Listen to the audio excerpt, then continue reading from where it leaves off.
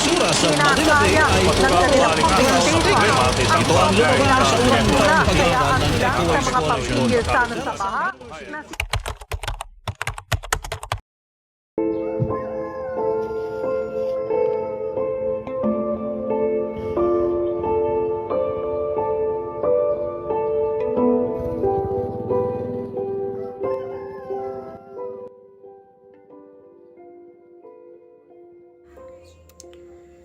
Sa isang payak na tahanan sa gilid ng daan, nananatiling buhay ang alaala ng katahimikang matagal nang naghahari. Isang katahimikang sumisigaw sa bawat sulok ng kalungkutan. Isang pusong unti-unting kinakain ng pagkawalang kibo, alikabok ng nakaraan at malamig na yakap ng pag-iisa. Ito si Tatay Inok, 63 taong gulang. Dating mekaniko sa talyer, ngayon ay palaboy-laboy na lang sa kalye. Naghahanap ng sideline para may pambili ng pagkain. Matagal nang namayapa ang kanyang asawa at ang ugnayan sa kanyang kaisa-isang anak unti-unti ring lumalamlam sa paglipas ng panahon. Nag-uusap na lang sila kapag may kailangan sila sa isa't isa. Sa unang pagbisita pa lang, ramdam mo na ang bigat ng sitwasyon.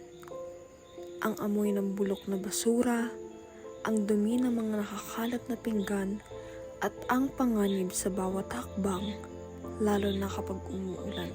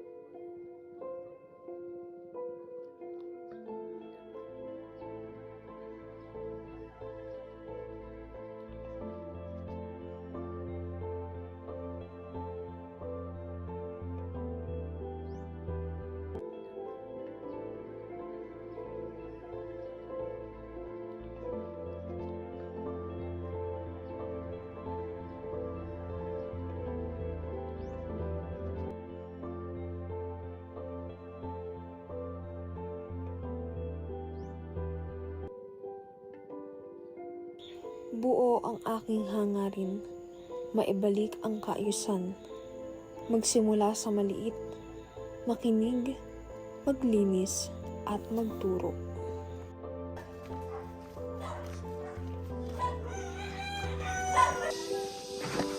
Dapat na i-knock para kapag may ano ka mo.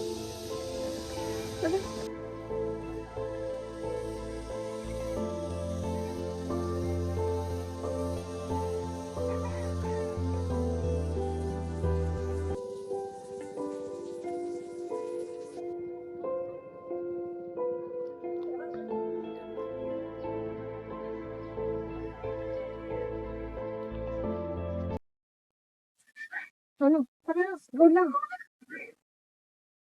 Pati kayo. Kasi magsitimula ng mga... Hindi mo nga magkalaan kung ano ang basura doon ang tindera.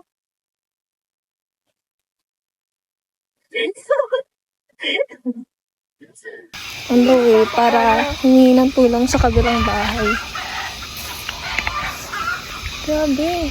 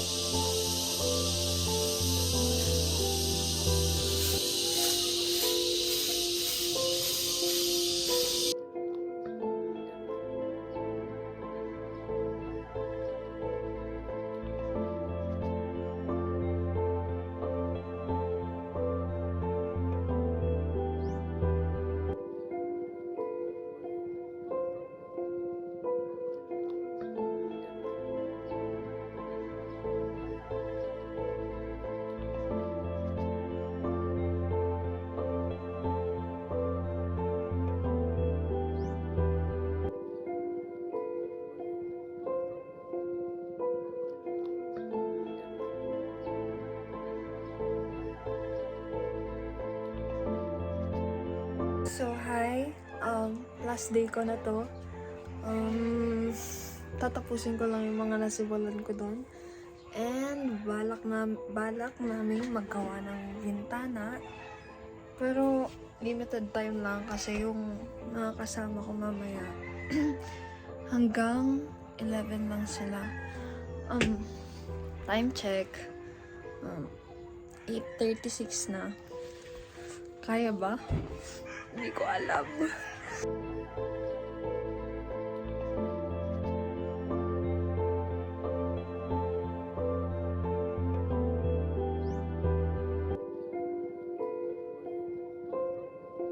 Habang nasa kalagitnaan kami ng paglilinis, nakita namin si Tatay Ino na naglabas ng lata na may lamang ulam.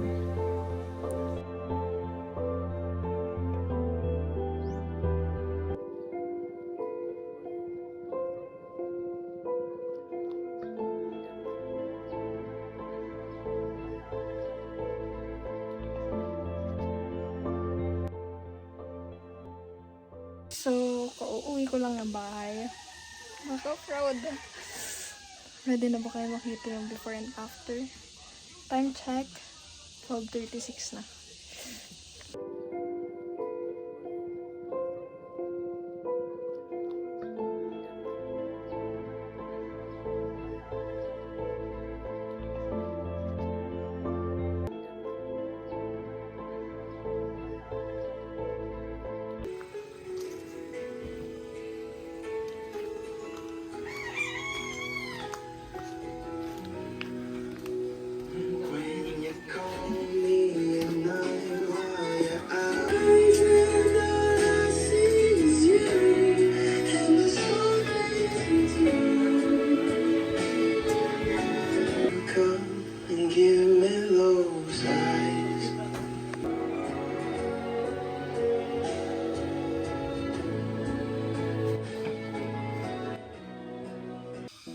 Ayos na.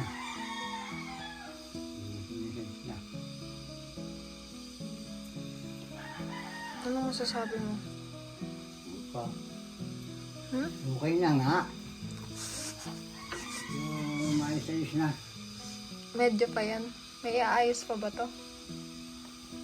Yun lang yan.